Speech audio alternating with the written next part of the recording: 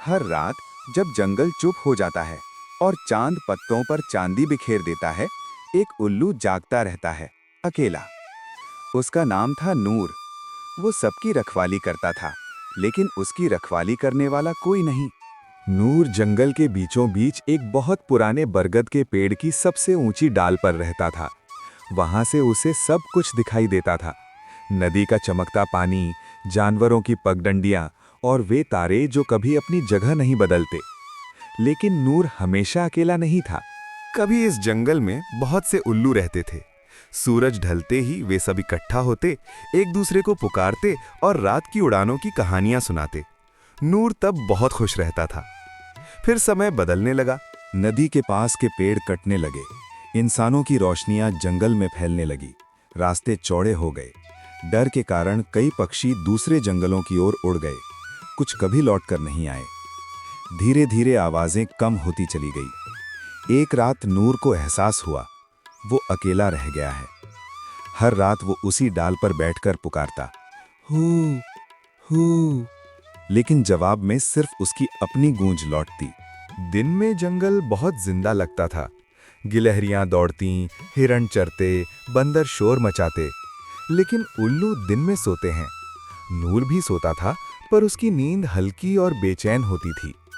उसके सपनों में पुराने दोस्त आते, उनकी आवाजें, उनकी हंसी, जो अब सिर्फ यादें थी। एक रात जब पूरा चांद आसमान में चमक रहा था, नूर ने कुछ अलग देखा। एक छोटी सी जुगनू उसकी ओर उड़ती आई। उसकी रोशनी कांप रही थी। अचानक वो पेड़ से टकराई और नीचे गिर पड़ी। नूर तुरंत उड़कर नीचे आया और उसे अपने पंख के पास सुरक्षित रखा। डरो मत, नूर ने नरमी से कहा। तुम ठीक हो? जुगनू बोली, मैं रास्ता भटक गई हूँ।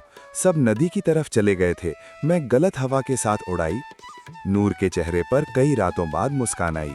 तुम यहाँ आराम कर सकती हो, उसने कहा। रात लंबी है, लेकिन जरूरी नहीं कि अकेली हो। उस रात दोनों ने बहुत बातें की। जुगनू ने रोशनी के त्योहारों की कहानियां सुनाई। नूर ने तारों, नक्षत्रों और रात के रहस्यों के बारे में बताया। सुबह होने से पहले जुगनू बोली, मैं तुम्हें कभी नहीं भूलूंगी। और फिर वो उड़ गई। उस दिन नूर की नींद बहुत गहरी और सुकून भरी थी।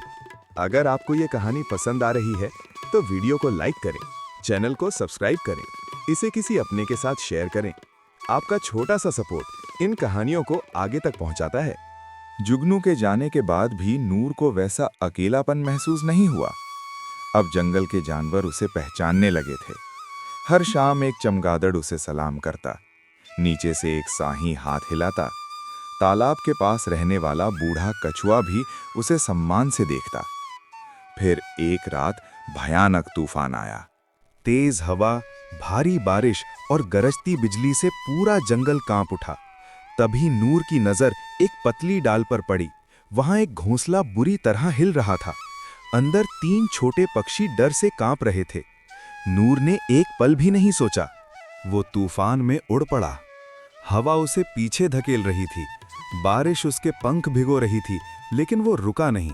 उसने पूरी ताकत लगाकर डाल को मजबूत शाखा की ओर मोड़ा और अपने पंखों से घोंसले को ढक लिया। सुबह होते होते तूफान थम गया। माँ पक्षी रोते हुए नूर को धन्यवाद दे रही थी। जंगल में एक ही बात फैल गई, वो उल्लू सिर्फ देखता नहीं, सुरक्षा भी करता है। उसी रात नूर ने एक आवाज सुनी, हू हू।